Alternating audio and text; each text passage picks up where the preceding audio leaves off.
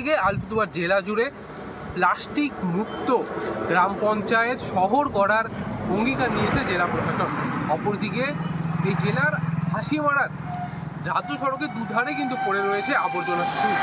বর্তমানে এই রাজ্য সড়কে দুধার হয়ে গিয়েছে ডাম্পিং গ্রাউন্ড।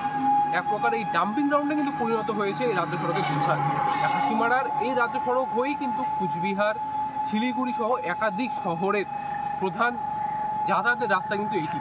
আর এই যাতায়াতের রাস্তায় দুধারে পড়ে রয়েছে আবর্জনা স্তূপ। একদিকে এর দুর্গন্ধে নাজেহাল মানুষ, অপরদিকে এই আবর্জনা স্তূপে পড়া উচ্ছিষ্ট খেতে এখানে অনেক গবাদি পশু আসছে, ফলে এর গ্রহণের ফলে কিন্তু তাদের ক্ষতিও হতে পারে বলে অনেকেই মনে করছেন। প্লাস্টিক ফ্রি ক্যাম্পেইনের পার্ট হিসাবে সমগ্র জেলা জুড়ে ব্লকের প্রত্যেকটা গ্রাম পঞ্চায়েত জুড়ে আমরা কয়েকটা দফাতেই এই ক্যাম্পেইনগুলো করছি। যে জায়গাটার কথা বলা হচ্ছে সেই জায়গাটাতে আমরা এর আগেও দুবার গ্রাম পঞ্চায়েত এবং ব্লক প্রশাসনের উদ্যোগে ওই নোংরা আবর্জনাগুলো পরিষ্কার করা হয়েছিল। কিন্তু তারপরেও গ্রামবাসীদেরকে আমরা সচেতন করছি যে এই সমস্ত জায়গাগুলোতে আপনারা নোংরা ফেলবেন না। তারপরেও কিন্তু গ্রামের মানুষরা ওই জায়গাতে কিন্তু কেউ কেউ ফেলছে। কোনো প্রকার মানে জরিমানা বা কিছু আগামীতে পরিকল্পনা রয়েছে?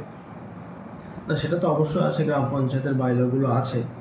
কিন্তু তার থেকে যেটা বেশি মনে হয় সেটা হচ্ছে এই মানুষগুলোকে অ্যাওয়ার আমরা করছি বারে বারে, আবারও আমাদেরকে অ্যাওয়ার করতে হবে, গ্রাম পঞ্চায়েতকে বসতে হবে।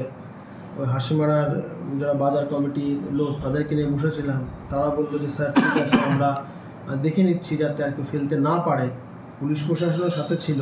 তো এটা হওয়ার কথা নয়। তো যাই হোক, আমরা আরও একবার সকলকে নিয়ে বসবো যাতে ওই জায়গাগুলোকে আর নোংরা টোংরা না ফেলে, আর যেটা আছে সেটাকে আমরা ক্লিয়ার করে দেওয়ার চেষ্টা করছি। কবে এই সমস্যার সমাধান হবে এই প্রশ্নই কিন্তু এলাকাবাসীদের মনে।